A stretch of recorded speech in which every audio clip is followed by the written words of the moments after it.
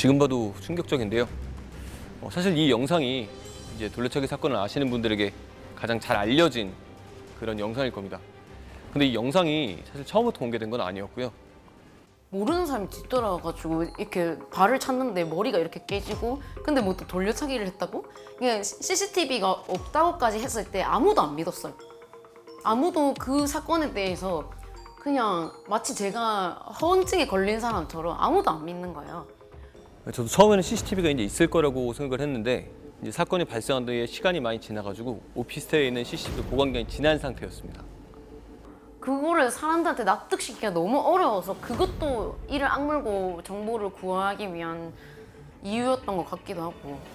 피해자가 가해자에게 뭐 욕을 했거나 시비를 걸었거나 뭘 했겠지 뭐 이런 식의 비난들이 많이 있었고요. 아무 잘못 없이 사람을 때리는 게 말이 되느냐, 저거 한번 검증해 봐야 된다, 이런 식의 댓글들이 많아가지고 피해자가 되게 상처를 많이 받았었습니다.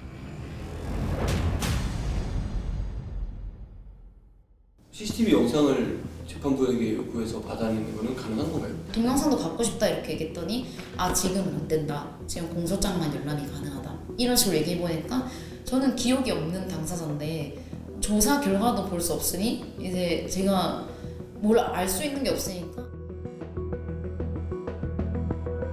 거의 이제 증거 목록이나 아니면 이제 피해자 본인이 했던 이제 진술 조서 그런 부분들에 한해서 이제 허가를 하고 있는 현실이죠. 아예 해리성 기억 상실 장애가 왔기 때문에 어떤 진술도 할 수가 없었어요.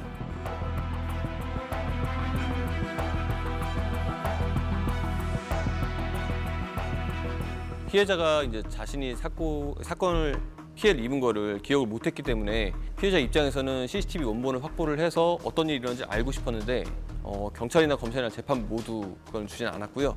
CCTV가 존재하는 사건의 경우에는 대부분 피해자에게 CCTV를 열람케 해서 조사가 진행되는 경우가 많습니다. 그러나 그러한 경우라고 하더라도 CCTV 자체를 피해자에게 제공하는 것은 좀 소극적으로 하고 있는 현실입니다. 경찰 수사 과정이나 검찰 수사 과정에서 피해자든 피해자 가족에게든 한 번도 사라진 실물이 있다는 얘기를 아무도 안 했었고요.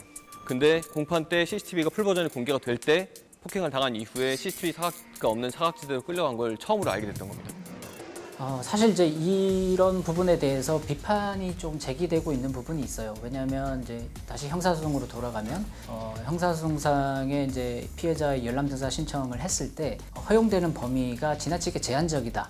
그래서 이거 어떻게 구해야 되냐 이야기를 해서 그리고 본인이 어떤 일이 벌어졌는지 정확히 알려면 그런 게 필요할 것 같다 얘기를 해서 민사 재판을 걸어보라고 얘기했습니다. 민사를 걸면 그때부터는 피해자가 사건의 당사자가 되기 때문에 그 자료를 받을 수 있는 권리가 생겨서 민사 재판을 걸어서 자료를 받아보라고 했고요. 1심 선고가 난 이후에 민사 재판이 시작이 되면서 민사 재판부를 통해서 자료를 받게 됐습니다.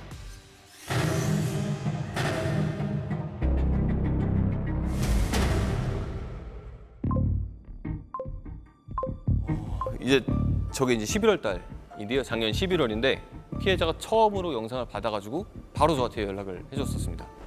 근데 저만 일단 알고 있으라 아직 공개하지는 말아달라 하면서 영상을 보낸 카톡이고요. 저기 세상에 하고 막 땀 흘리는 거 많이 찍어놨는데 처음에 보고 너무 놀라가지고 그러니까 사건을 내가 알고 있었는데도 불구하고 너무 놀랐었어요. 사람을 저렇게 때릴 수가 있구나라는 게 너무 되게 무섭기도 하고.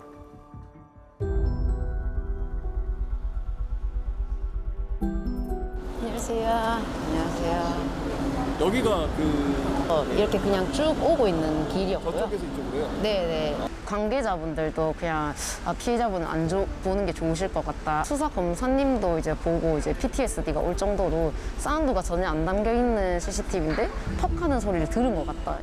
CCTV가 아니라 그냥 한 영화 속의 한 장면을 보는 느낌이 되게 이질감이 들었던 것 같아요. 그래서 다른 사람들은 다 놀래고 있는데 저는 뭔가 이게 진짜야? 약간 이런 식으로 뭔가 영상을 봤을 때 저 이현우가 피해자를 때린 이후에 순간적으로 균형을 잃지만 바로 또 균형을 잡는 장면부터 시작을 해서 피해자의 핸드폰이 떨어지니까 피해자의 핸드폰을 바로 주워들거든요, 저게. 그래서 저는 봤을 때 만취 상태여서 기억이 나지 않았다. 인사불성 상태였다는 이현우의 말을 믿을 수는 없었습니다. 그리고 또 다른 이거보다 앞선 난 장면인데요.